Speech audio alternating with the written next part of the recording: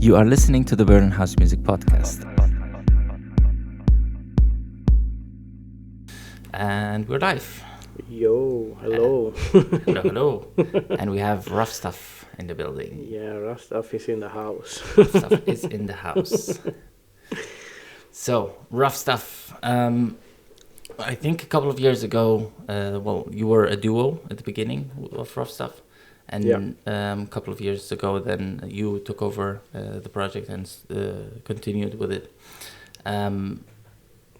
But let's say, how many years has been actually that you've came to Berlin? Because we've met here in Berlin. Yeah.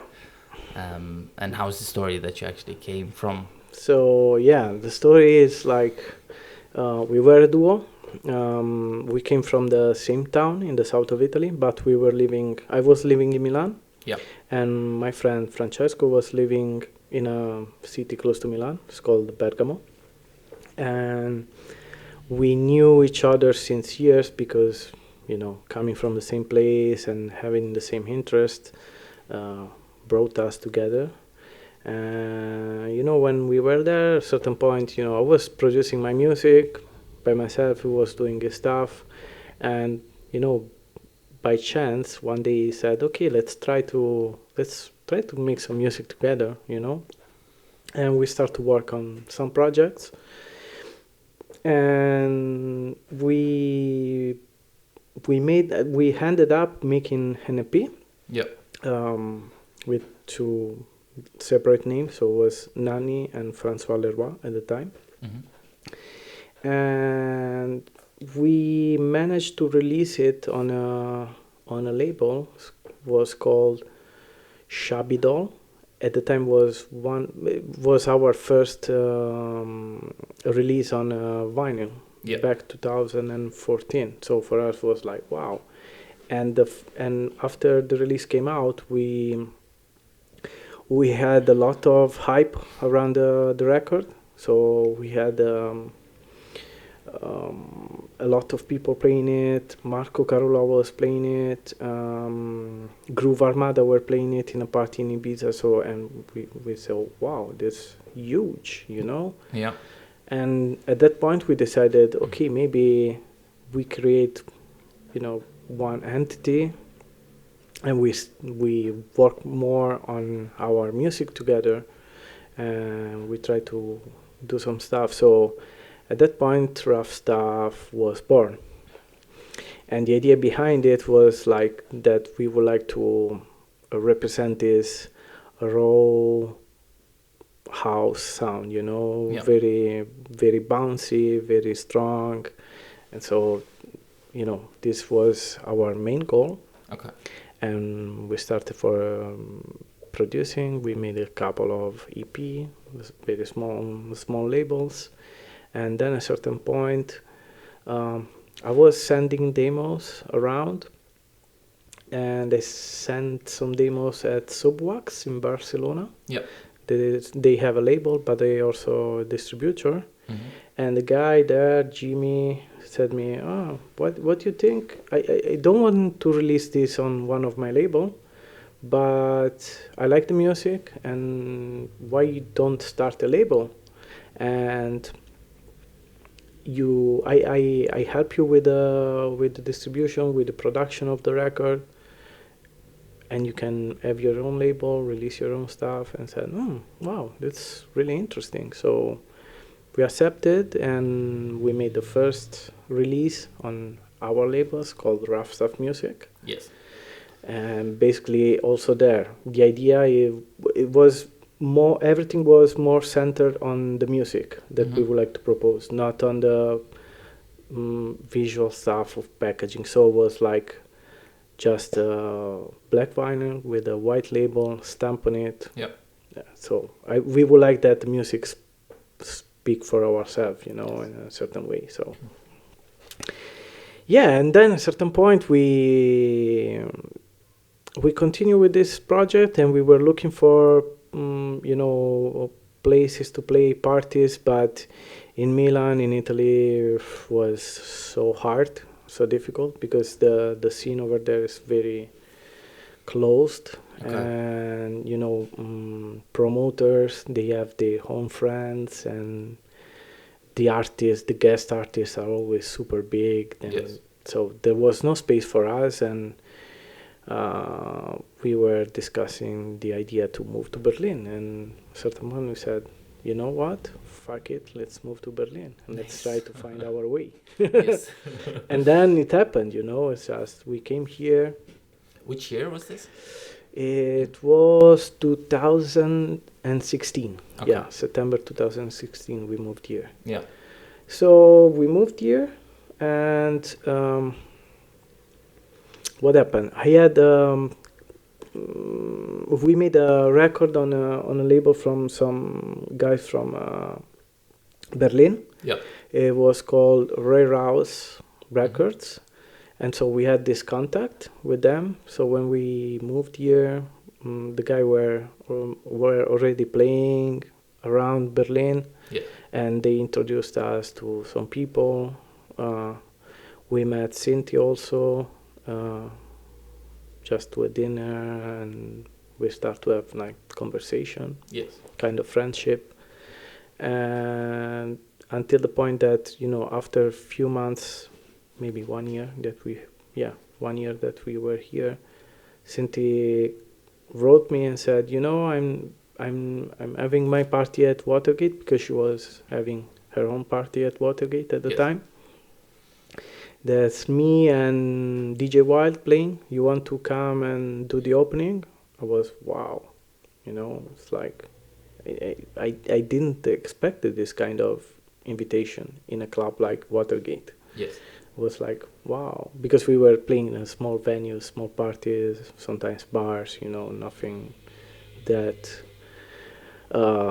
important in a way. So it was great. This was one of the biggest gig we had at the time.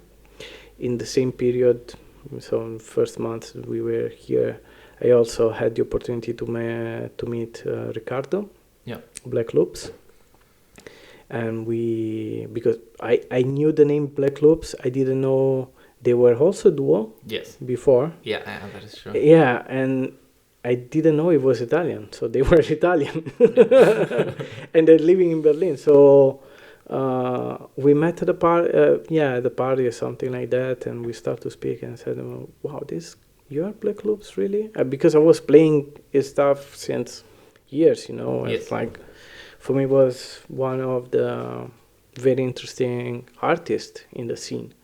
And so from there we became friends, and then we are always very good friends.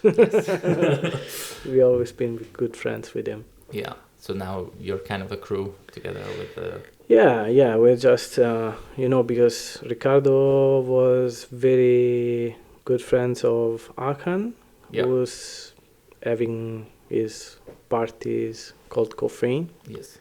DJ Turkish. DJ Turkish. Shout out. So basically, Akan had this place called Caffeine. It was a bar called Caffeine, and from there, with Ricardo, they started this series of party, and then they had this residency at Ipsa. And at a certain point, I also joined the gang. It was Carlo. Also, it was, I think, this crew is super nice, very, very cool people, not, trying to do their best to bring good music and throwing interesting parties with a very open-minded environment, and trying to put some, to show some different shades of house, in Berlin, because house music in Berlin, it's a hard one. It's a hard one. Yeah. Especially when I arrived some years ago. Right now I feel it's more open. Yes, definitely. I hope it will be in the next years, but at the time, techno is everywhere in Berlin. True. So, well, but I think you guys opened up a bit more the house scene in Berlin in a way. Well, the nice house scene that I like with the warm sound, the hard kicks. I'm not the industrial kind of house, the melodic techno kind of vibe house, but more the actual old school house vibe. Yeah, because I think all of us we love this kind of music. Yeah. I produce this kind of house music. Ricardo too. Carlo, it's more on sampling disco stuff. It's really good at it. Yes. But I think the idea behind it is like to really bring some warm house sound to the people, and also with the guests. There always came, this was always the idea, of something to make people sweat and dance and and be happy. Yeah. Yeah. Definitely. More than be dark and sad on the dance floor. Yeah. Yeah, that is true. And I think you guys did a great job in general. And I really enjoyed all the caffeine parties as well. And yeah, they've been very, very, very nice. I think not because I'm a part of it, but I always felt the really good vibe on the floor, on the guests. So I think that it was super nice. yeah. And also the venue, Ipse was for me one of the best places to play in Berlin, especially on the floor, the open air floor. Yes. Vibes there, man. Wow, super cool. Yeah. Yeah, it's perfect near the water. And you can Yeah, just chill in exactly, the because summer. summer you have water, Yeah. you have this nice green area, and you see people enjoying dancing, Yeah. drinking, or it's like a real party, It's like I saw people, really a lot of people smiling, having fun, and this is what I'm looking when I'm partying or I'm playing. So also when I play music, I always play something that drives people. Yes. Make them. I want to see them smiling. So this is the kind of vibes that I think all of us we pushed for the party. Yeah. Yeah, definitely. Yeah, I think that was a great one. So, Ruff Stuff Music Ltd was born, and the distribution was done by Subwax, you said? Yeah. And was that vinyl or was that digital? No, it was vinyl only. At the Okay. start, it was just 200. The first release we made like 200 records, Yes. and then we pressed 100 more because the demand was good. Yeah. And the next one we continue like this, vinyl only for a couple of years until the release number 4, I think, yes. So from the because we made 6 Yeah. in total till now. We are working on a new stuff. I Mhm. will tell you.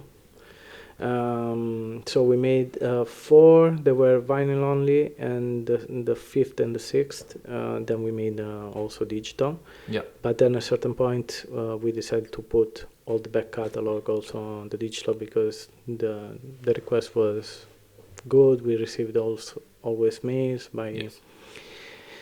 dudes that would like to play the track, Yeah. and so okay, we open it, and I think be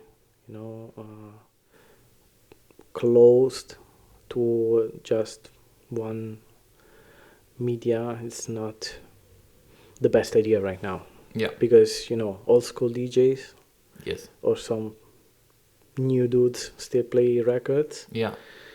but the majority they are playing digital. That's Yeah. okay. I don't care that much. I love to play records because for me the feeling is different. I have more fun doing it. Yes. But I'm okay with digital. So we decided also to open the record, the label to this kind of market. So and it worked. Yeah. Yeah, I think it's fair for people then who are who maybe some people can only play digital music. Yeah, they don't really exactly, have exactly. turntables and this kind Yeah, of thing. but also there are some parts of the world where getting a record or buying a record it's so expensive because they don't have record stores.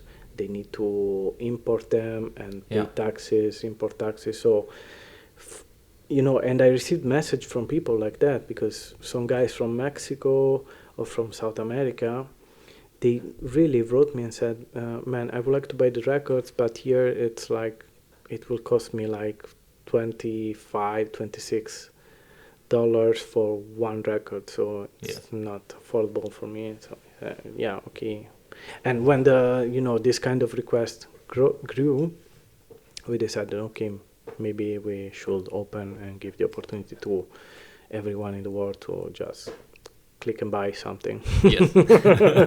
Yeah. I think that's a nice one for including everyone to Yeah, have access absolutely. to it. Yes. But yeah, then kind of the pandemic came along. Oh man, I think for me it came in the worst moment, Yeah. because I was really starting to have different requests. Yeah. Someone really important.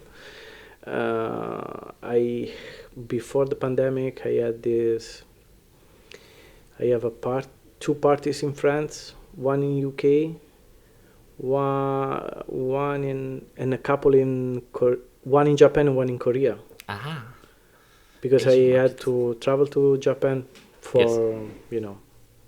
for myself with my wife, just Okay. enjoying sometimes, and I was in contact with some guys over there, and they found me a couple of gigs. Yeah. Yeah, and so but then we had to cancel everything because of the pandemic. So Yes. I don't know what will happen in the future. Yeah. Well, I think we're You know. almost through. Yeah, Yeah. because my position is like I'm always positive, but I don't know if I lost an opportunity, but for sure I don't feel guilty about it. I don't feel uncomfortable because I could not do anything. It's Yes. just affecting everyone in the world, so it's okay. It was like that, and it was like that, Yeah. Yeah, definitely. Yeah, but some regrets and like, wow, this could happen like a little bit later or a little bit before. Yeah. Why in that fucking moment, But it's okay. Yeah, I understand. Yeah, I think it is a very hard one because I think we really appreciate the moments now that there was, that we were playing and having fun, Yeah. going to parties and celebrating. Absolutely. But also, it's also what I missed really more than everything is this sense of community that I had also in Berlin and also abroad, because a lot of people that I know, like you, and also other friends, we were meeting actually 90% of the time at a party. Yes. We could meet also outside to drink beer or to do whatever, but Yeah. most of the time we met at a party. Exactly. We had like good time speaking, enjoying, drinking a beer, and then this pandemic came, and all this social part was completely gone. Yeah. And you feel alone, you feel at home, and saying, okay, what I'm doing right now, Mhm. Yes. It's hard. Yeah, it is very hard. I think the whole reason why a lot of people came to Berlin basically was gone when the pandemic came in. Yeah, I think a lot of people left Berlin. Yes. I'm quite sure. I've been lucky because I found a job because I was, without the gigs, I was doing just music before the pandemic. So Yes. for me it was like, okay, I was living with that. Yeah. It was going good. I didn't get rich for sure, but I could live normally. Yeah. But then, when they start to cancel gig and close clubs, bars and stuff, it became really hard. So I've been lucky to find a job in September 2020. I started my job. Yeah.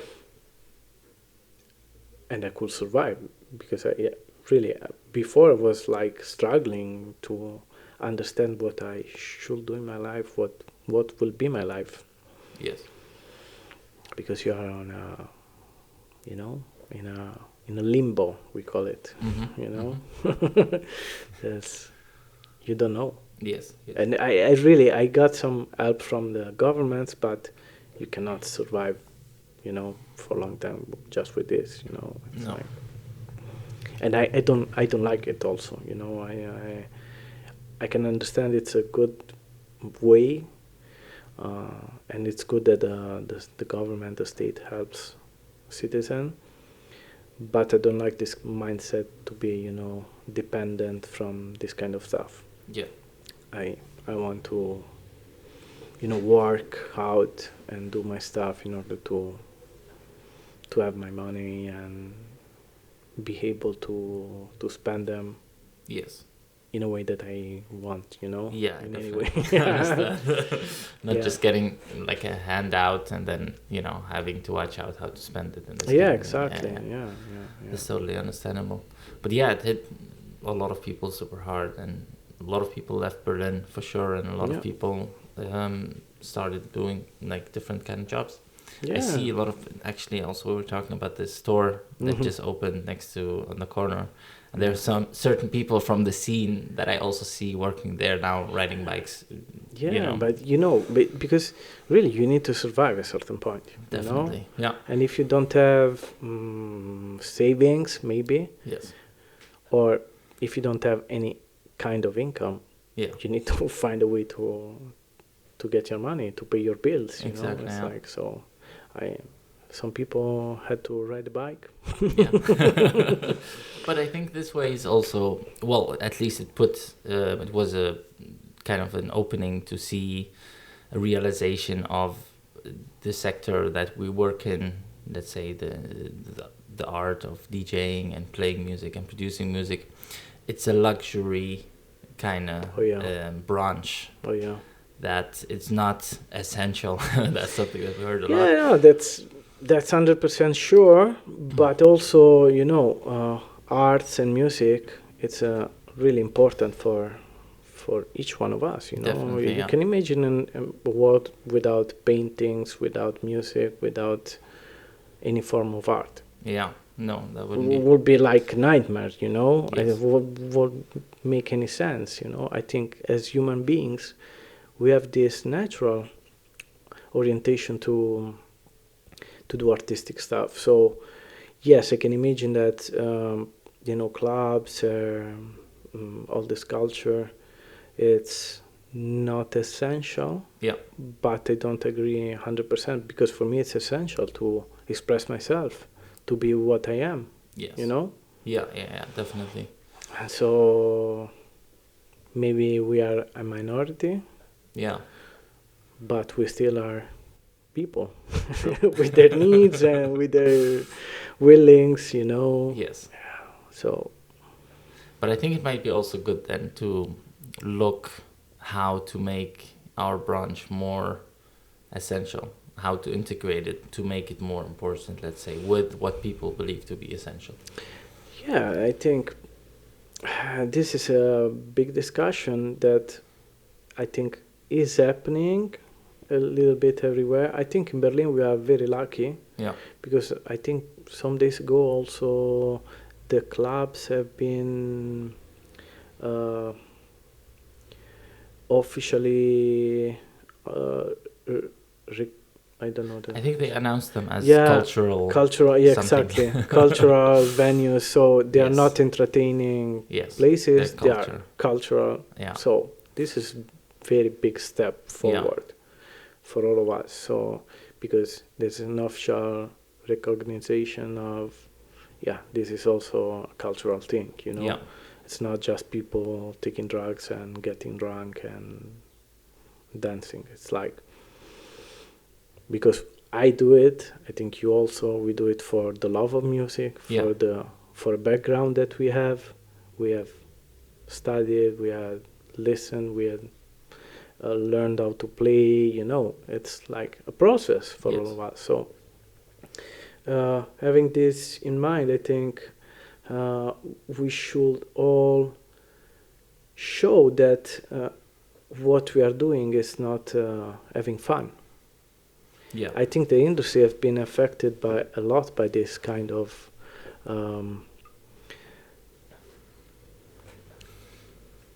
showtime that happen in some kind of areas of the world, you know, because with a big festival, I saw people, let's call it them DJ. I won't call them DJ, but okay, they are DJ. Yes.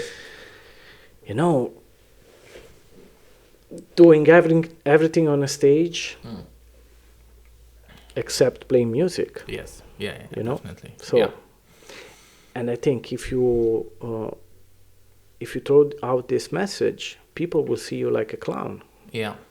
I don't feel I'm a clown, because when I'm playing, I'm not drinking, I'm not taking drugs, I'm really focused on what I'm doing, and I'm doing with my heart and with my brain. Yes. You know, because I want to create a story of what I'm doing. You know, I want to build something. So this kind of spectacularization, I don't know if it's an English word, but it is now. Yeah, it is now. But you know, you mean to make like a show from everything. Yeah. Brought us to this kind of situation where, you know, DJs and people working in this industry are so like, you know, kids. Yes. Grow old kids that they just want to have fun, and yeah, but it's not like that. Yeah. Yeah, I think it's but I think this is a very hard one, because this is kind of the commercial side of things then. The bigger events and the more you know, like events that's scratching the surface. It's not really deep. It's more of the show and the build-ups and the drops, very quick, very easy. Yeah. But I don't know how it works with the economics of it all, because I think still if this brings a lot of money into, like, say, countries and this kind of thing, then they still get a lot of support. So the music industry then gets a lot of support because of this. Yeah. But of course, the image of this is like very wrong. Yeah, exactly. And I'm okay with, you know, with making money. Yeah. Making money is not a bad thing, you know. Yeah. I completely open to this. Yeah. But yeah, the wrong stuff is like, you know, when you I don't know how to say it, but when you transform something, you know, serious in a circus. Yes. Yeah. You know, this doesn't have any sense for me, you know, and and this don't mean to be serious, you know. We can all have fun. Yes. For sure, 100%. But you know, having fun with the mind, you know, with thinking of what you're doing, thinking to also, you know, vehiculate the message, you know, transmit the message in this way. Just can be cultural. I think for me, this is the way I see music in a cultural way. So what I'm playing, when I'm playing, you know, I really care of the selection I'm doing. Yeah. I really care of the way I play tracks. So I try to build, you know, a set in a way that is going from down to up, and then something that attracts attention, and then going to another direction. So in my vision, it's like you're doing something to give emotion to people. It's just not pushing, pumping, because people will move their heads. Yeah. It is. I live it like this, you know, and really seeing sometimes the big festivals with people really doing everything else except playing music. I saw one guy, I even don't remember the name, jumping all over, dancing and moving on the stage while he was playing. It was like, what is this? But really, what is this? You know? I think I saw like like a video of this one particular DJ. I don't know the name, but it was kind of Tomorrowland Yeah, vibe. yeah, yeah. I think Just working on the thing and not playing any. Yeah, like, exactly. Not touching any. Yeah, of not the thing. touching anything. Just you know. Yeah. But I think this is also a bit the difference between the entertainer part of a DJ and the artist part of a DJ. Yeah. And I think there is a lot of people who just see it as an entertainment part. For example, I think like what's her name, Paris Hilton. Okay. So she thought like, oh, you know what, this is an easy role to go to, I'm gonna be a DJ too. And she was the highest paid DJ ever, you know, like but she's not a DJ. And I think a lot of YouTube stars also went into just DJing. Yeah, because I think right now it's really an easy way to represent yourself, you know. Apart from the influencer stuff, you know. You know, you a lot of people start to be, you know, influencer on Instagram or whatever. Yes. And they turn out in DJs because, you know.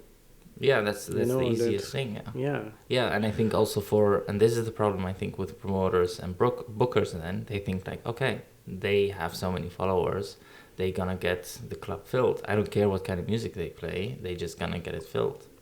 That's for sure, because, you know, people, you know, if you say this Paris Hilton, you know, people that don't know anything about music, they are attracted by this kind of people, you know, this kind of winners, you know, in the social media. They will go there, but music will be boom. Yeah. Put apart completely. They can play, I don't know, Macarena or Walzer. People will be super happy and dancing like crazy. Yeah. But I think it's different, you know, from what we do and what is a cultural way to live a club or live the club culture, you know. Yes. Definitely. But this stuff exists, they will exist. Yeah. So I think we can just do our part and try to do our best to bring some content, you know. Yeah. That's all. That is true. That is true. Yeah, just creating our own little safe spaces and safe events with our own circles. Yeah, but also, you know, the best would be that this expand and more people get educated to this. Yeah. But it's really hard, and you need a lot of support and a lot of effort by everyone in the industry. So it's not that easy. And also, I understand sometimes, you know, the promoters, because they need to cover the costs, and especially in cities or countries where you don't have this huge scene like in Berlin. Yeah. Let's speak about Italy maybe. Yeah. So also in the biggest city, you know, the scene is very small. So if you're throwing a party and you need to cover your cost, you are forced to call someone who attract a lot of people. Yeah. Because if they call me playing in a club and I'm taking my fee plus the hotel plus the travel and everything, and people really don't come, yeah, you know, that's a problem. That's a problem. Definitely. So, you know, Berlin, I think it's a happy island. Definitely, yeah. You know, regarding because you know there are a lot of spaces still. I hope. I hope so too. Yeah. And so you know you are able to play different stuff, and also you don't need big guests in Berlin, you know, because people will go to the club in any case. True. Because people is used to this kind of entertainment. They are used to listen to different kind of music and not just popular stuff. Yeah, true. So really, we are really lucky here. Yeah. And we can, you know, I came here because I was not playing in Italy, and I started to play in Berlin. So, you know, there are opportunities. Because if people, you know, promoters or bookers or other DJs know you see you or listen to your stuff and say, oh, okay, this guy has something to say, can play good stuff. Yes. You have the opportunities. The doors are open in a way. Yeah. Then, you play your part also, because if you're good, I think you can get some stuff. If you're not, yeah, of course. Also here, it's like. Well, but I think this has also something to do with the motivation, dedication that you have. If you're bad, you can always get better by practicing. Absolutely. And and I think people then, I don't think I've seen people really like being so bad that they just quit. No. I mean bad in the sense that you are doing this job just for fun. It's just you don't believe in what you're doing. So it's a bad DJ for me. It's DJ and they don't care. They just want to be on a stage to get popular or to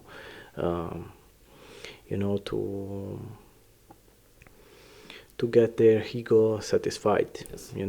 Be one of the cool kids. Yeah. Have all the girls. But exactly. This I think if you're doing with your heart, for sure there is a space for improvement. We all started and we get to our point in a certain way. So the space for improvement there's for everyone if you really believe on what you're doing. True. And you're doing it with your heart, I think. Yeah, definitely. So, and if you're doing it in this way, I think the doors, at least in Berlin, are open. Yeah. And I experimented this on my own skin, Yes. Like, I came here without nothing. Yeah. And I started to play around, and, from there, more stuff came. Yes. Year after year, so I feel lucky. And I feel proud also. Well done, for sure. Yeah, no, really. It's not. It's kind of a joke, but I really feel that what I've done. I done it with my own forces. Yeah. Without any help and being true to myself. Yes. Trying to do my stuff in the way I like. So. Some people appreciate it, maybe some other people will not, but I don't care. I feel really comfortable with myself, from where I am and what I've done till now. Yeah. Let's say in the future. Yeah, I think that's important. Yeah. Definitely. Yeah. But I would like to go back to the club and dance. Yeah, absolutely. I miss these vibes that I get from the crowds. Yeah, definitely. Especially on weekends, you just go there, chill, see your friends, dance, have your workout in a way. Exactly. Because I remember like the days where you come back and you had a really good party and your body is just so tired, and it's kind of very zen feeling when you come back the next day. Where you're just absolutely. And also, for me, this is really important for my creativity. Yeah.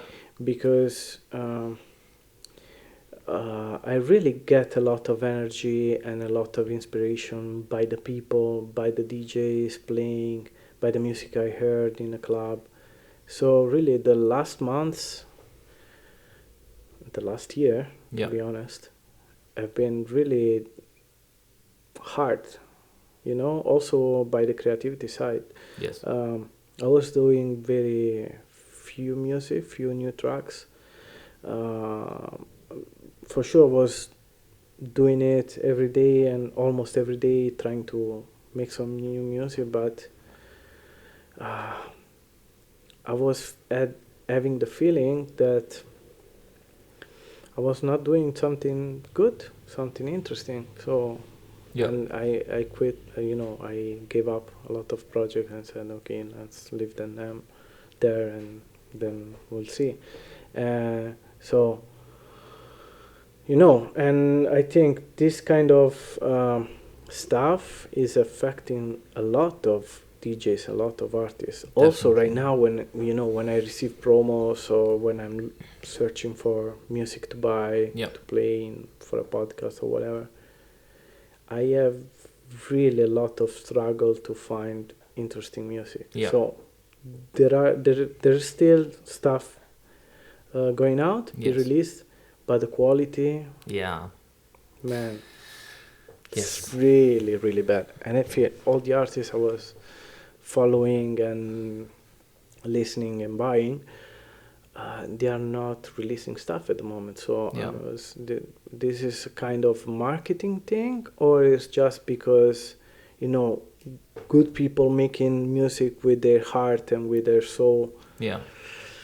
they are struggling also. Well, to be honest, I don't think it's really a marketing thing, because you can always just continue creating content. That's, I think, the best way, you know, Yeah. to still be like to engage. But I think it is a fact for a lot of people. You get your inspiration out of the vibes, out of the cultural things of the music industry. You go to the record store, you get your new vinyl, Exactly. you make some beats at home, you chill with some people, then you go to the club, you try out the new vinyls that you bought, and you play your beats that you made. Yeah. You get more inspired, go absolutely. back into the studio, tune some things, you know, based on the reaction of the crowd. But now there is no reaction. Like, Yeah, exactly. You know, you don't have the feedback from what you're doing, and you don't have this human interaction, you know. And for me, it's really, really important, because if I'm spending one day in the studio with you, even if we don't get to a point to release stuff or to make a complete track, but for sure I got something from you, and you got something from me, obviously. Yes. You know, so this exchange of ideas, of feelings, it's missing completely. Imagine you are at home, maybe your studio is at home or somewhere else, but you're always alone. Yeah. You don't have a way to communicate your feelings, your experiences, apart from writing to someone maybe, or having a call. But it's different, you know. If we are face to face right now, I think it's much more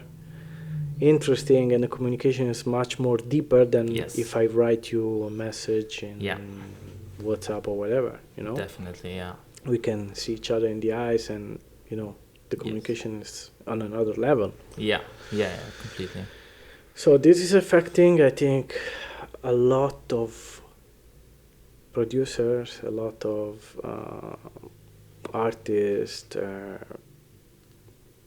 and I'm really curious to see what will be the outcome in some months. Yes. Because personally, when I will go to play my first gig, I will play old stuff, you know, that I already collected, or I will play records from the 90s, early 2000, because for me the quality of that records are boom, super. And if I want to play new stuff, I really don't know what to play. You know, since I was making like this kind of statistics. I have a folder with all my promos for different years.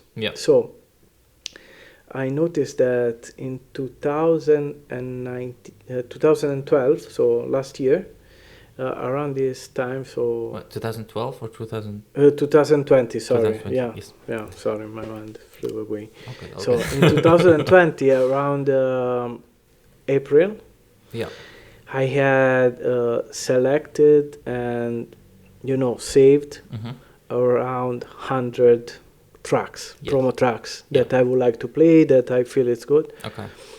I made this same, you know, I made the same calculation this year. Since from January to April, I stored around, I'm not joking, 15 or 20, no more than 15, 20 tracks that I really like and that I really feel that I want to play. It's weird. It's really weird. And it's not because I'm not receiving music, because I'm receiving much music, but the quality, it's really, really, really bad. Yes. And that's well, I haven't sent you anything. Send me. No, I don't have anything. Yeah, but this is the exactly. thing. Yeah. No inspiration, nothing. Yeah, you know? yeah. It's the same for me. You know, Yeah. it's like I have some projects ongoing. I've done a couple of tracks that I hope to release. So one for sure I will release this year Yes. on a various artists on my label, and another one, it's done. I like it, and I'm working on a couple of more. Yeah. In order to get another EP done. But you know, I want to feel that the tracks are really good. I don't want to make music then after listening 3-4 times I say no, this is I just done it because I had to do it, you know, and I have to put it on a record. No, I understand. So I'm taking my time, doing my music when I feel I want to do it, without pushing myself, because it's otherwise it's just, you know, it becomes frustrating, you know, because you're there trying to do stuff because you have to do, not because you are enjoying the process. Yeah. I think it's never good to force music. I think you hear this also back in the music when it's really forced, you know. Yeah, absolutely. Absolutely, yes. So take it slowly. Yes. Doing the best we can. Would you like to take a little break? Here we are. And we're back. And we are back with this voice. Yeah. Yes. If you go very close to the mic, then you're like, Yeah. Like all the girls want to you. Or all the guys also. Yes. But we just gotta peep this out, you know. Yeah. Well, the thing is, I noticed there's a whole thing about which words you're allowed to use and not to use in the whole podcast. Oh, really? Well, when it comes to YouTube, let's say. Oh. So with the other podcasts, we use certain words, and then I read up stuff about it, like on YouTube policy, and I was like, oh, yeah, that's like super bad. You cannot use this. Wow. I was like, okay, well, then. Making love, you know? This is making love. Exactly. So everybody's happy. Yeah. The big brother is happy. The big brother is happy. Indeed. Wow. Yes. Okay. Okay. Let's be serious. Let's try to be serious. Oh, we don't have to. It's all good. We're just chilling, you know. Yeah. Catching up. But yeah. So I think, to be honest, with the whole club situation in Berlin, I think it's gonna be next year, kindish. I think till everyone got the whole vaccine thing. Have you got anything about the vaccine? Do you have an appointment? Anything? Not at all. Okay. So, but you know, I will go to the doctor in some days. Yes. And ask for some information because I still don't have an idea of what's gonna happen. I hope to get vaccinated as soon as I can, so I can safely travel, come back to my family, see friends, you know, all the stuff that are now a little bit more difficult to do, you know. Yes. So you haven't gone anywhere since the beginning of the pandemic? Sorry again? Like, have you traveled anywhere since the beginning? So I've been in Italy last summer. Okay. But everyone was allowed to travel, so it was completely free. Yeah. And in Italy, everything was open. We were throwing also parties over there. Okay. And apart from that, no. When I came back from Italy in the end of August, I've been in Berlin since then. Okay. I never traveled and done anything, so. Yes. I'm really careful with all this stuff. I think it's kind of respectful for me, you know, we are younger. Yeah. And yes, Corona can be dangerous, but we have less possibilities to have serious damages. True. But we need to take care of, you know, people that can suffer or can die with this, so I try to avoid really as much as I can to the situation where, you know, people can get infected or I can get infected. Yeah. Because You don't know. Maybe you don't have any symptoms, so you don't notice it, Yes, that's the and thing. then you infect someone else. That Exactly, yeah. can have a big trouble. So Yes. I think we need to care about people around us. We True. need to be a little bit more conscious. If we all have been like this, I think situation would be different. Yeah, definitely. Yeah. Yeah, but this, I think, the good thing about having the tests available now, Yeah. that you can just do, Yeah. like the one we did. It's before, really, yeah, was- exactly. It's really good, Yeah. because you can feel like, I respect you. So for I know that I'm 90% sure that I don't have anything, but because I respect you, I told you, yeah, I want to do the test, because Yeah. can be a percentage that I can be positive. So True. it can be an opportunity. So better to be on the safe side. Yeah, And definitely. we yeah. all are comfortable, and we are all easy, and Yes. Yeah, I feel the same way. Because it's funny enough, did a podcast with one of the guests, the previous ones. Mhm. I'm not going to name any names, but one of them was positive at one point. And Ooh. then I was like, okay, I got myself checked like right away. I was negative. Okay, That was all okay. good. But it's still, and that person was also very careful with the whole Corona thing, and they Yeah. still don't know where they got it from. Yeah. Till the day, but yeah, since now the tests are super available, it's super easy. 15 minutes, Yeah, done, exactly. all good, you know. You do it, and it's okay, and yeah. Really, why take the risk if you can prevent very easily? It's Yes. like Yes.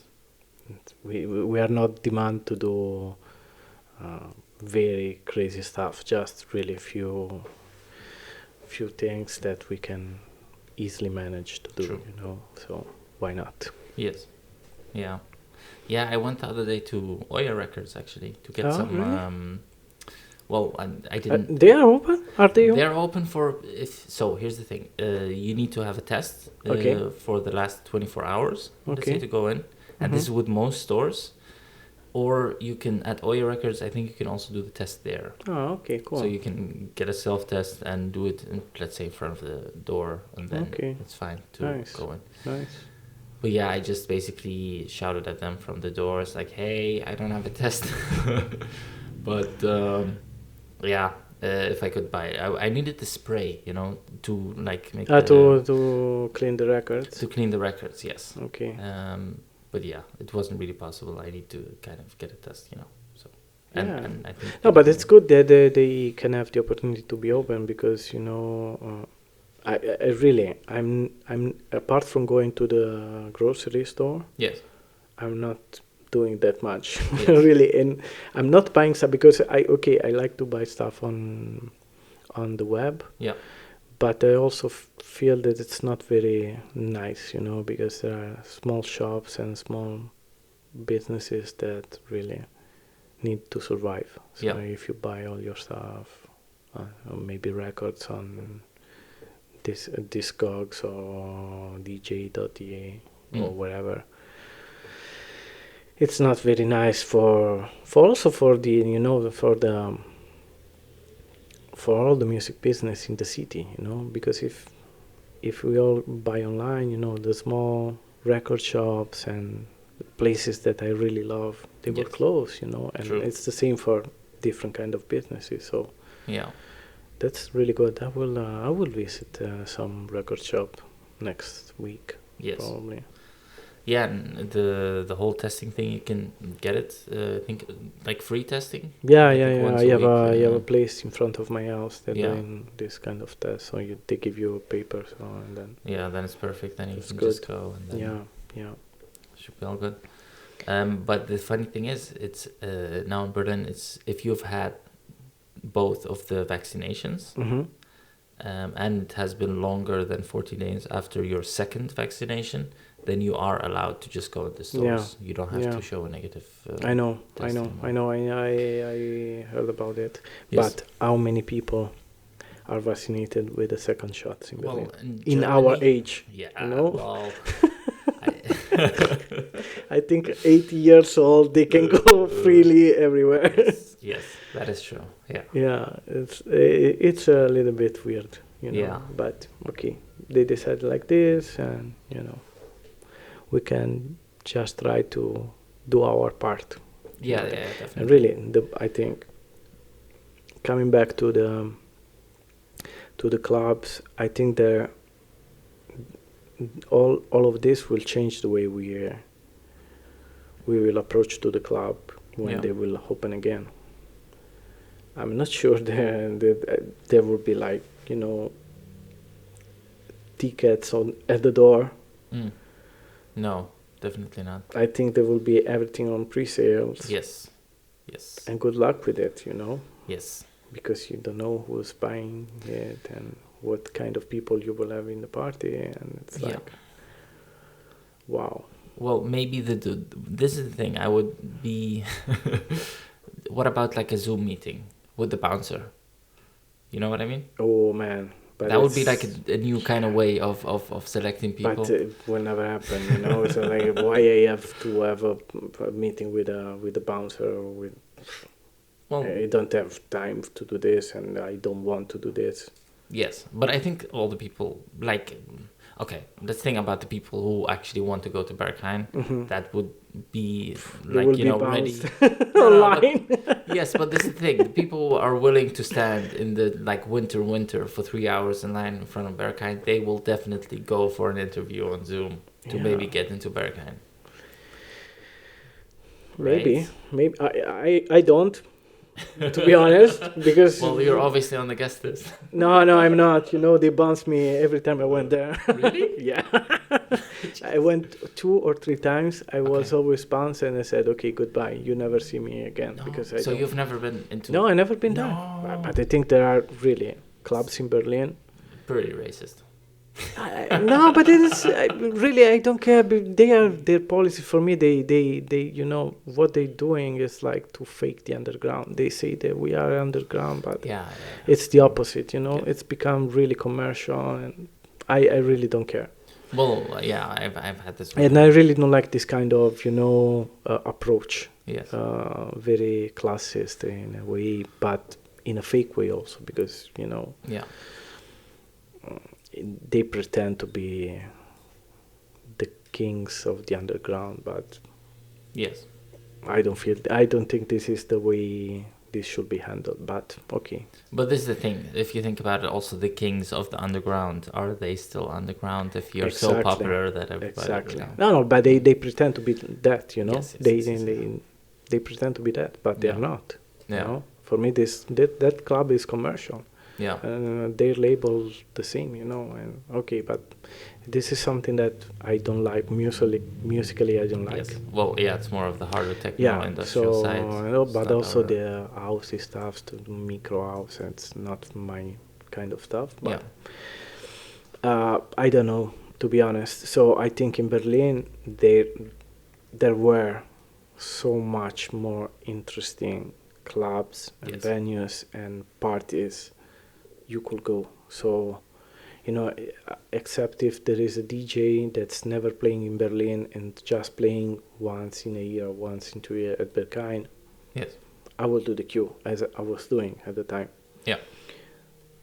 But if I need to go there just to say I've been at Berghain or Panorama, to be honest, I don't really care. No, I feel... I don't really care at all, really. Yes. Uh, Yes. So what's your favorite club in Berlin? For sure, Ipse, Yes. because it's where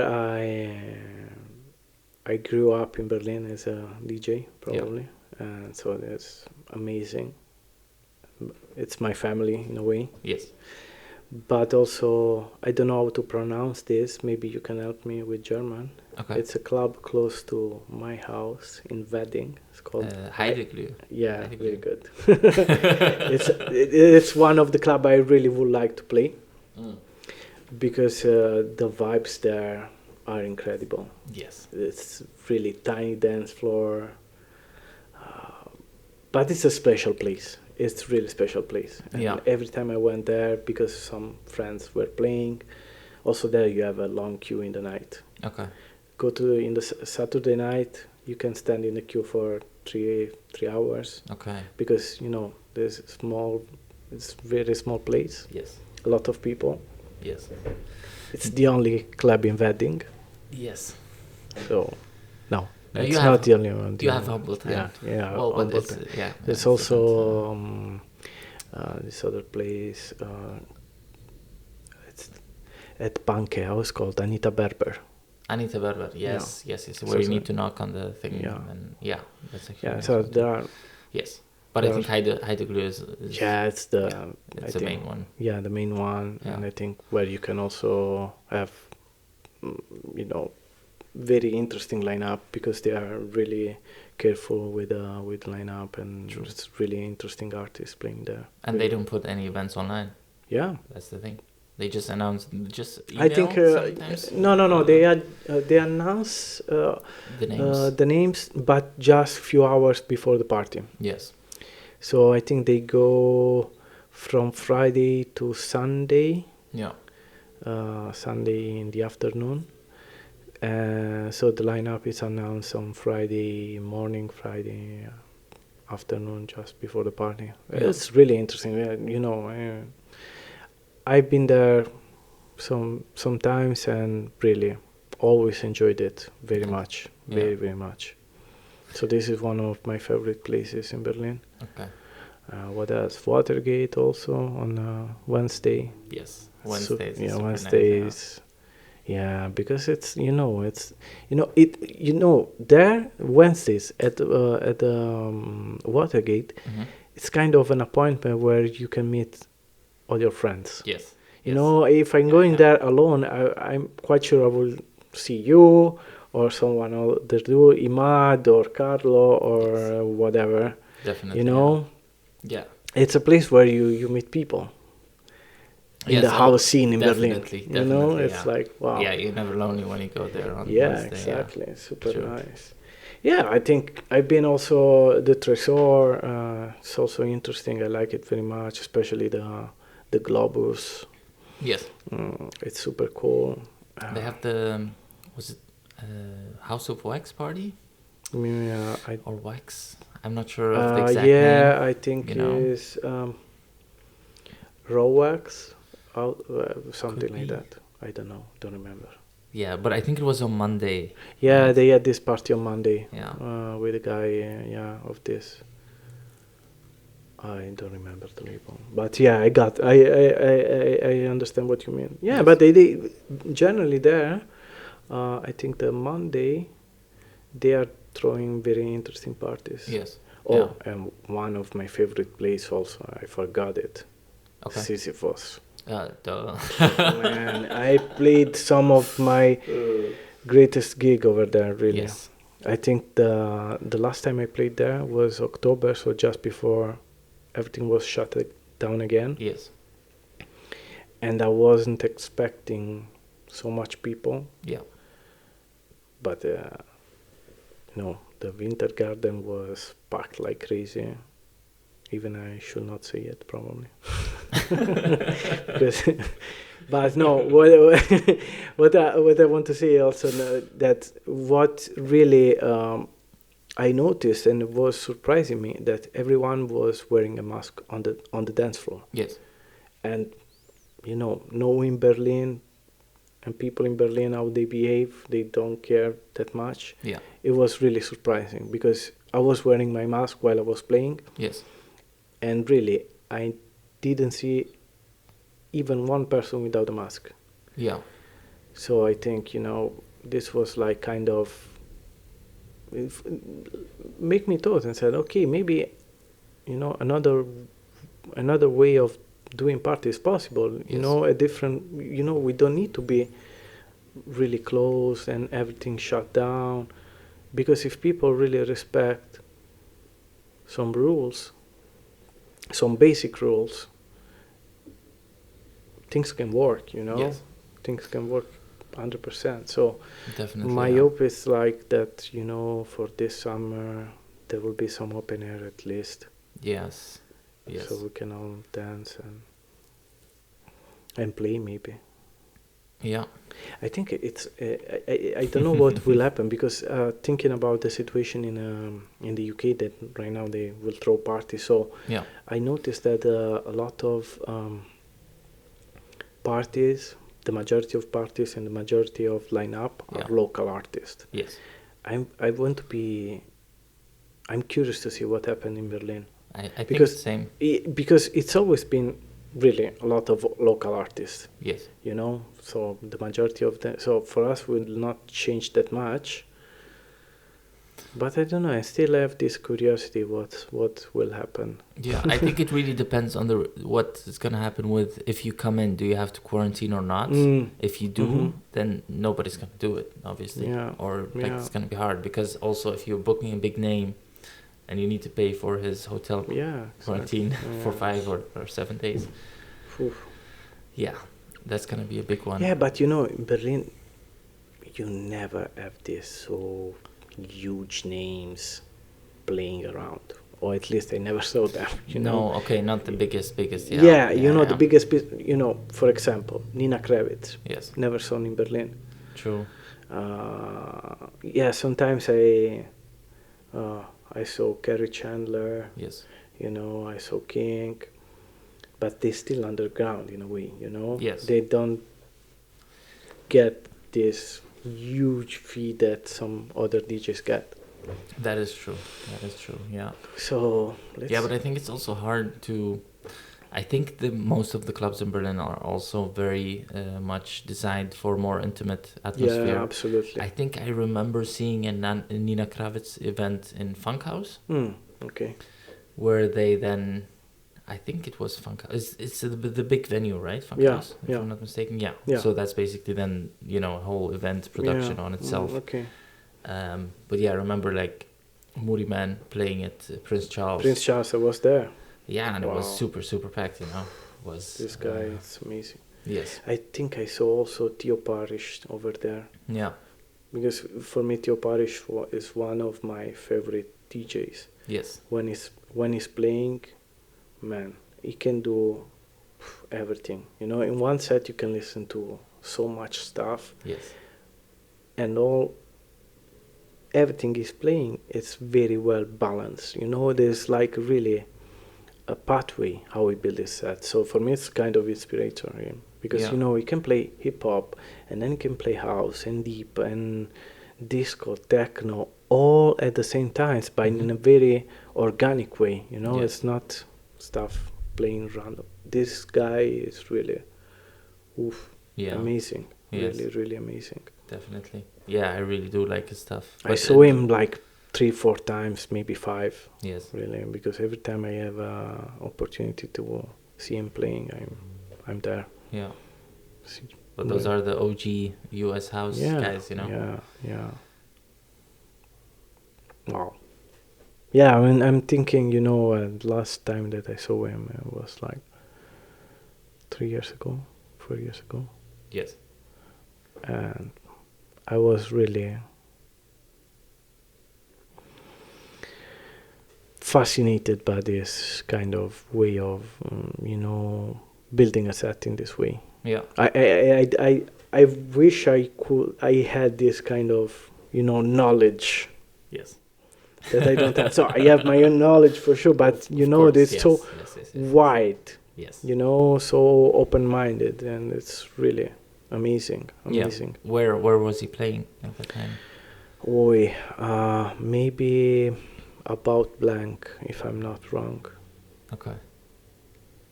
Or maybe Prince Charles. I don't remember. But it was one of the last time I saw him. Maybe it was Prince Charles. Yes. I think. But was he like doing digital or vinyl actually? Yeah, vinyl 100%. Okay. But this is also a thing with the DJs coming from the US with the vinyl. That's like, you know. Yeah. That's, I think it's also hard because where do you put the vinyl? Is it like hand luggage or is it more gonna go wherever? Because I also play wherever I go with records. Yes. I play also digital, but I need to have my record bags with me. Yeah. And this is always an issue. Yes. Because, you know, I need, if I'm traveling or playing somewhere, Mm-hmm. I need at least my record bags that I never leave. So it's coming with me in the Yes. plane for Okay. sure. Yeah. And so if it's one day, I just can bring a backpack with some stuff to change myself, and Yes. or with a small luggage. Yes. But you need to bring all this stuff. Yes. But you know, records are always with me. You know, they don't go Yes. anywhere else. Yeah, but this is the thing, because you know people can lose them or they Yeah, get super for- damaged. Yeah, with all for this sure, stuff, yeah. for sure. But I think the damage is not, you know, if you have a proper luggage, you know, proper solid, record bag, Yeah. you know, this in aluminium, or it's very unlikely they get damaged. True. But the problem is that they can get lost, Yes. Yes. and that's, you know, if thinking to this with my records, I will cry for 1 week for sure. Yeah. I understand. Yes. Yeah, but it's really, for me, it's really important to feel comfortable Yeah. when I'm playing, wherever I play, because, and for me, feeling comfortable means that I need to have some records with me, Yes. because you know,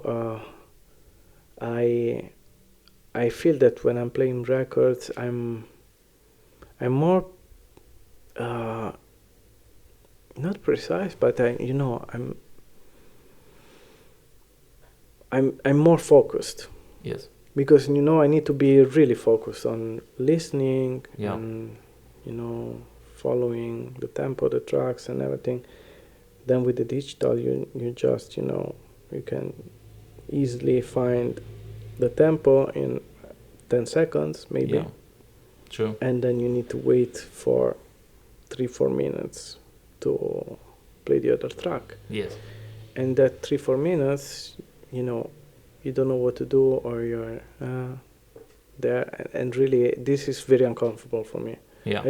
I feel really stressed. So when I play, I try to play records, digital, and alternate them. So or I'm playing completely records, fine. Yes. But I avoid as much as I can to play just digital. Yes. Yeah. Yeah. Because really it becomes boring for me, Yeah. and I don't feel playing good. But also, you know, there are some stuff that I don't have in on a record that I can buy just digitally, Yes. and I like to play this stuff for sure. Yeah. You know, Yeah. and it's, you know, it's a great media, and also it's really comfortable to just have one stick with all your music. Definitely. I can yeah. understand it's really, really great comfort, you know, Yes. because you don't need to bring weight Yes. and be Yeah. scared that someone scratch your records, or Yeah. someone drop stuff on it, or you can lose them, or True. whatever, or they can steal your bag, you Yeah. know. You have your stick. If they steal your stick, okay, it's a pain in the ass, but You probably you know. have to back up at home. Yeah, 100%. Yes. Yeah. Yeah, but that's the thing. But I remember. I think I was there at the party where you where you guys first played at Oh, yeah? Watergate. Oh, really? Yes. Wow. But I think we knew each other already? No. No. This is the thing. But I have been following you guys for a long Okay. time. Like, we have actually known each other, you know. Okay, cool. But yeah, I remember. But one of the later times, I think, then you also were playing vinyl. But then at the after hours, then you also played a couple of new tracks that you were about to release. And then you also said to me, like, this is a new track coming up there. And I was listening to it, and I think this is so great. Yeah, absolutely. You know, exactly. So what you're saying is really correct. You know, very often I also play my unreleased stuff because I Yes. want to test them Yeah. and want to see how they work. So it's a great way, you know, to have the opportunity to play your own stuff Yes. so easily. You know, you don't Yeah. need to have them on a record. So yeah, but really, basically, I'm open to everything. Yeah. If you're doing, something with your heart, with your hands, if you're doing something with your heart, it's the mean doesn't matter that much. Yes. True. I True. know what True. it works for me, Yes. but I'm sure that this is not working for you. Yeah. Probably, or maybe it's working for you in a different way. So I don't like people really having this quarrel about he's playing digital, he's playing fine. So much bullshit, Yeah. I can say bullshit. Um, It's a banned word.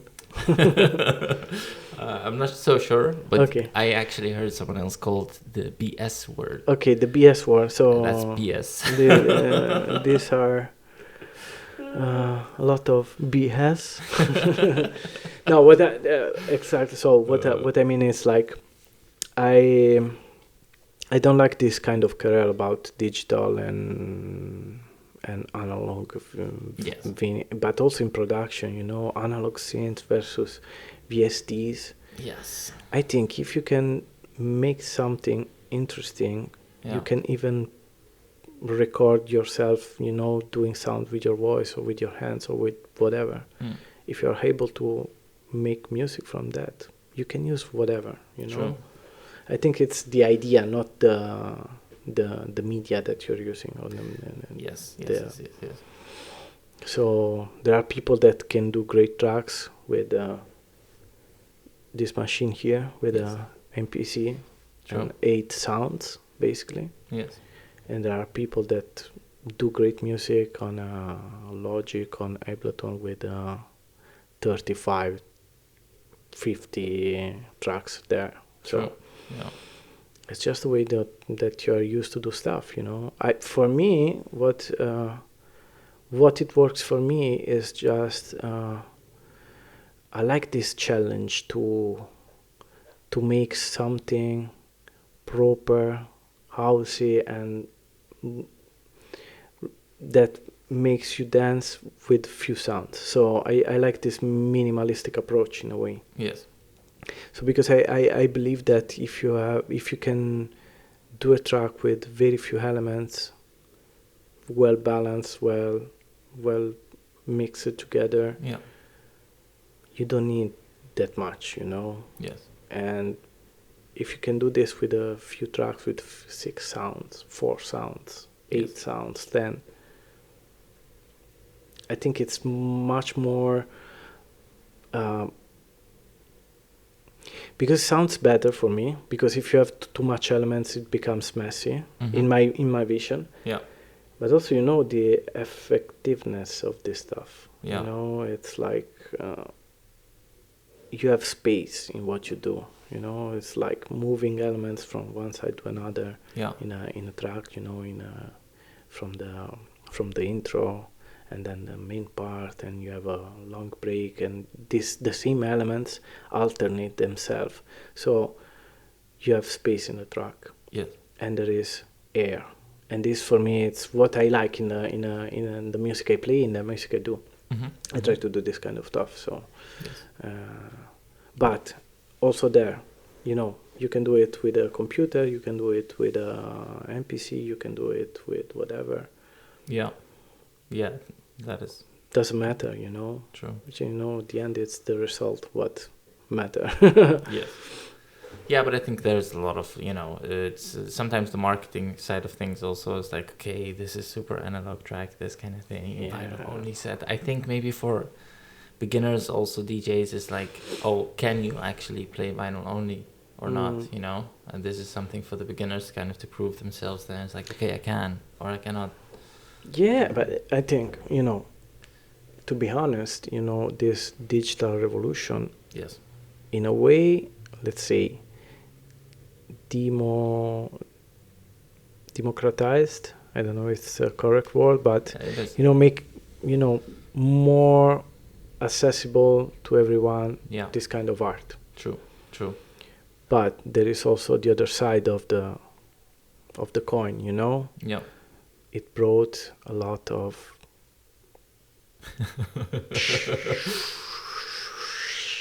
Yes. bad stuff, Yes. you know, Yes. because there's if everyone has the opportunity to do something Yeah. Yeah. Yeah. without a culture, without a knowledge, you Yes. lose, I think the good part of it, because everyone can, just put a song from Justin Bieber, maybe, Yes. to say a name. Yeah. Nothing against him, but and mix it with another track, Yeah. techno track. That's it. Just to be your techno. With tech. exactly. But Yes. what's the sense of doing this? Yeah. So now everyone want to be a DJ. The influencer want to be a DJ because it's really easy, Yes. You see the numbers on the CDJ, 125. Okay, I need to put 125 here. Yeah. Or even I just push a button and it's done. Sync. Yeah. Sync.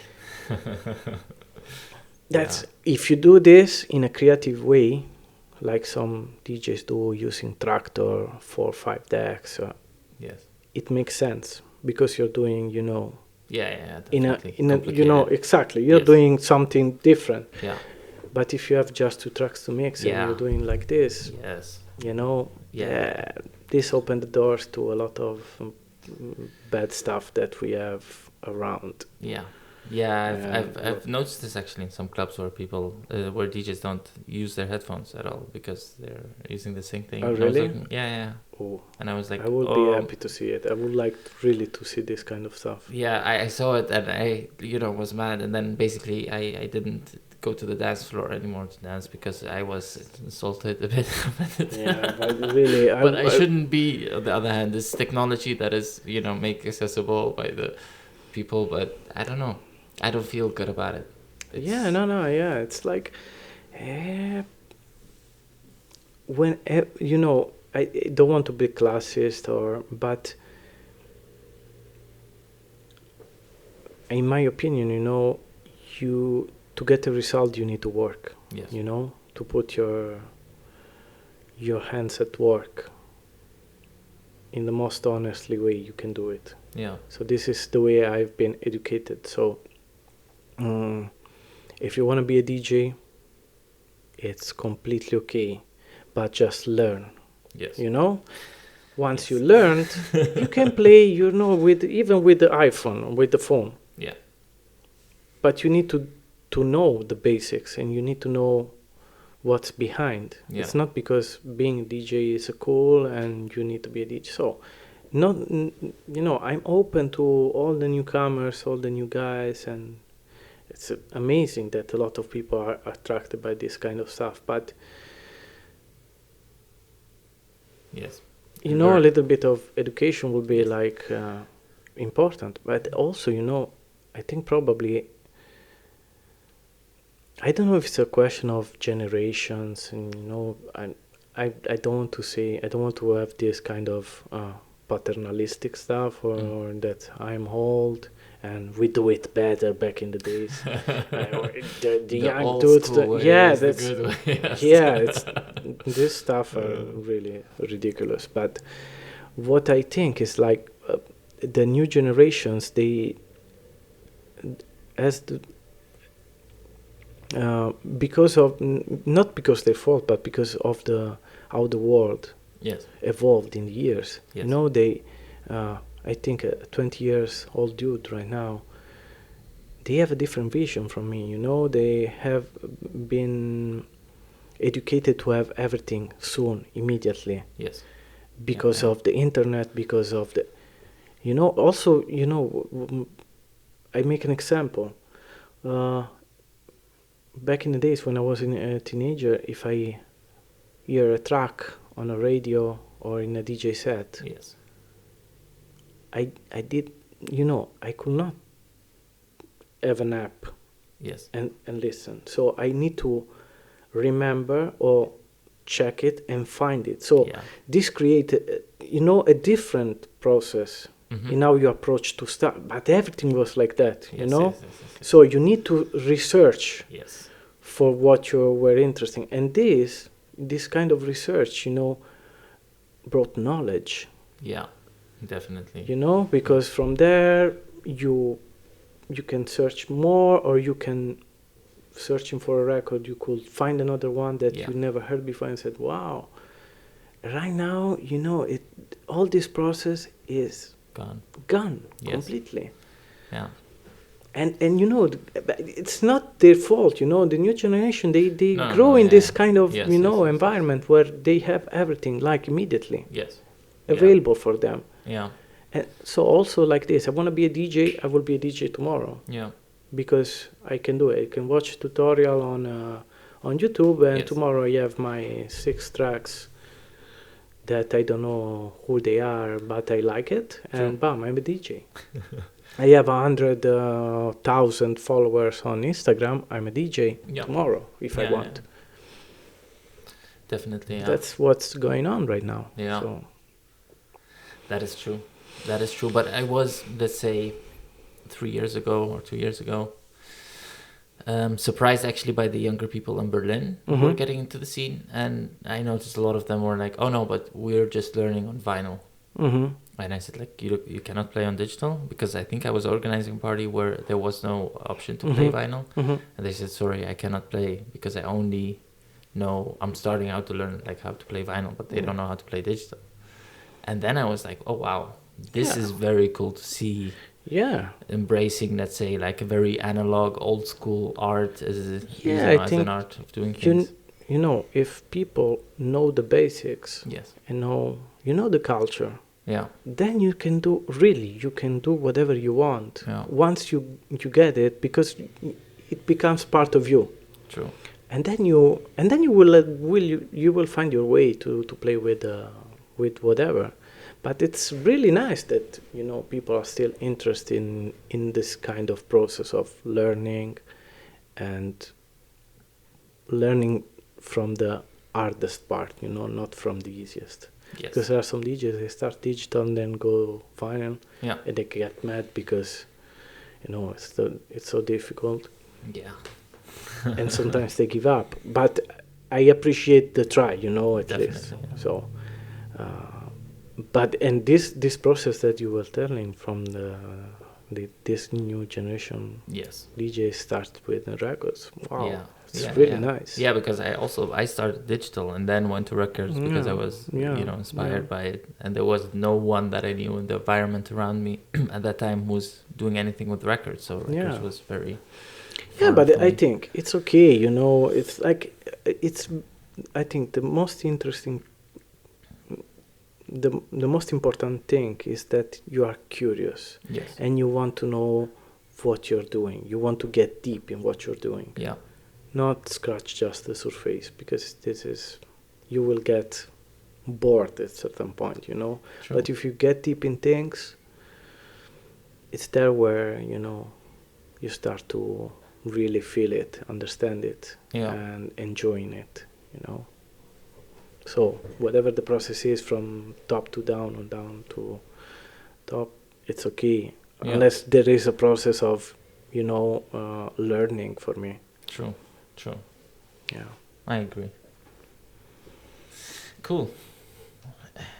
Yes. So, I think it's good. It's a good time to, round things up bit by bit. Yeah. Are there any things that you still want to add? The various artists of the Ruff Stuff Music Ltd. Yeah, so I don't know about this. Basically, we so the last record on Ruff Stuff Music was done in 2017 or 18, if I'm not wrong. Yeah. Okay. 18. So after at that point we split as a duo, as Ruff Stuff. So my partner at the time moved back to Italy and started another project. It's called Flays Music. It's really interesting. is doing very good stuff, really good stuff. And so from that moment on, I stopped to release on the label. Yeah. Not because of any particular, reason, but just because I release stuff on other labels. People were asking me to release stuff, so everything I had was already gone. Yeah. But at certain point, in the last few months, I started this conversation with my ex-partner and some other guys from my hometown, which is a very small town in the south of Italy. Okay. And we are always chatting. We have a common chat within each other. And we were discussing our music. We daily discuss what we do. And at a certain point, I was thinking, wow, this is so interesting. We are 4 people from this small town, all 4 of us doing the same of music, house music. Yeah. And we are having a good, I would say, people are listening, a little bit everywhere what we are doing. We have our small part of fans and public around the world. I said, fuck, and we are from the same small town, so why we don't try to work on something that represent who we are, our roots, and the sounds that we represent from each point of view. And so we came up with this idea, and we work on these various artists that we will release on Ruff Stuff Music. Yeah. It will be the first various artists and the first time that we are open to new artists, because it's always been released by myself or by us, plus a remix, or we never had new artists. So this is a little experiment. We want to make a first EP. It will be 4 tracks, 1 from me, 1 from Flays, 1 from Brass Underground. It's one of my really favorite producer in the house music. It's super good, really super good. And 1 from a guy called Toysin for his house project. Is much more well known in the techno scene as Earwax. Okay. So 4 tracks, really different vibes, different shades of house music. Nice. And I'm really proud of it because I think we all have something to say. Yeah. And there is very good quality on it. So I hope to release it by September, at least October. Okay. And this is probably will be my only release of the year. Okay. Maybe I will have another one, but still waiting for information. Yes. It's standing there since a bit. Yeah. But it would be nice if it goes in the right beats, because it will be me and a female artist. Okay. On called Sandile. Yeah. She's a great producer. I really like her. She's doing really good music. She's also a really good DJ. So we have this split EP, 2 tracks from me, 2 tracks from her on a Berlin label. Yes. Let's see. Okay. I will let you know. yes. Yeah, well, probably see it on like your SoundCloud popping up, or like generally on your media, social media and stuff. Thanks. I also listening to. Always check your channels, yes. And your project. I really like a lot what you're doing. I think it's yes. I was playing one of your tracks so much. Yeah, one of the older ones. Yeah, I don't remember the name, but I was playing this track very, very, very much. Oh, what's the name? I think it would be Bring It Back. Yeah, Bring It There you Back. go. Wow, man. This Because I track. think I was there one time, you played it upside, then you dropped it. I was like, hey, this track sounds familiar. Yeah, Yeah. but I played this track so much, really. Yeah. And I still dig it. I really love it. It's super nice, I think. Thank you, sir. Really, really good. So happy to support your Thank you. music always. Thank you. Yeah. Okay. So 2 EPs then, basically this. Yeah, but and it- at the start of the year, I just released an EP on Step Recording. Yeah. This is like the sister label of Pets Recording Yes. by Cats and Dogs. So this was released in January, but Yeah. after it, I'm still working Yes. on bangers for the future. Nice. But I think it's super lovely to see that the label Ruff Stuff Music then is taking, it's Yeah, coming back to life. I was really, I'm super happy also to bring it back. Yes. And to be honest, after this, I want to come back with a full EP Yeah. with 3 or 4 tracks Nice. just from me on the label. Yes. I miss it, really, Yeah, I yeah. miss it. Yeah, and I think I miss it too because it's super wonderful, and I still have the records like of Ruff Stuff thanks. Music, and Thanks a lot.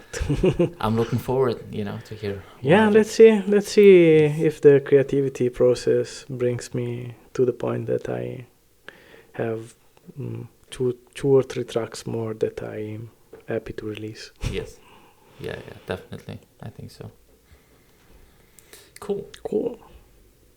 So, thanks So, for the chat. yes, thank you so much for doing this. You're welcome. My It's pleasure. Super really. nice to see you. catch Super up. nice to see you and Has to been a have while, this long conversation. It's super Yes. interesting. Lovely. And thanks a lot to all the people that will listen this funny Italian accent. and won't laugh at it at all. But they will laugh for sure. Yes. No. Well, they made it till the end. That's very nice. Yeah. That's good. Cool. Thanks to everyone. Yes. Thank you for listening, and see you next time. Not physically, but here. I hope see you. also physically, Also, yes. Yeah. That is true. That is true. Somewhere in the world. Yes. All right. Ciao. Ciao, ciao. Bye.